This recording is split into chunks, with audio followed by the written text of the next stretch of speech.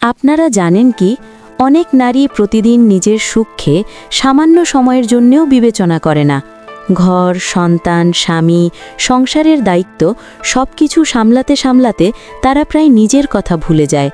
সকালের নাস্তা থেকে রাতের শেষ কাজ পর্যন্ত সবকিছুই অন্যের জন্য। আর এই চক্রটি ধীরে ধীরে মানসিক চাপ, অবসাদ এবং ক্লান্তি সৃষ্টি করে।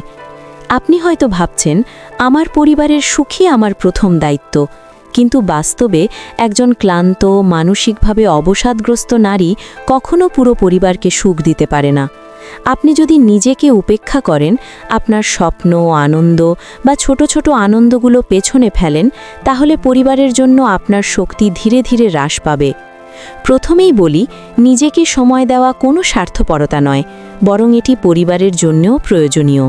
আপনার যদি ভালো লাগা কাজগুলো করার সময় থাকে, আপনি মানসিকভাবে তাজা থাকবেন এবং পরিবারকেও ভালোভাবে সামলাতে পারবেন।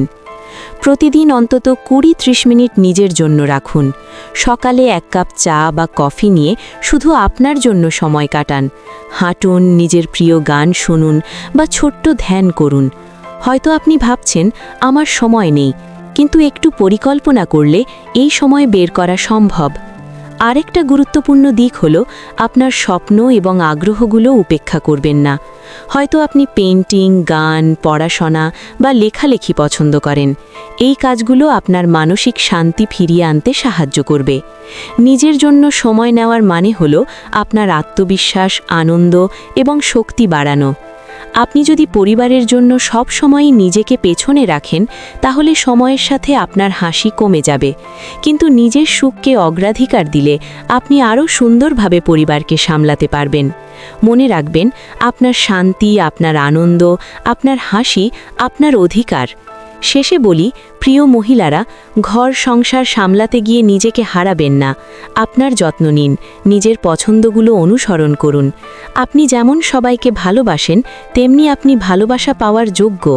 নিজের শক্তি ঠিক থাকলে পুরো পরিবার শক্তিশালী হবে। আপনি আজই এই ছোট্ট পরিবর্তনগুলো শুরু করতে পারেন। প্রতিদিন অন্তত কিছু সময় শুধুমাত্র নিজের জন্য। আপনার শান্তি, আপনার হাসি, আপনার সুখ সবই গুরুত্বপূর্ণ।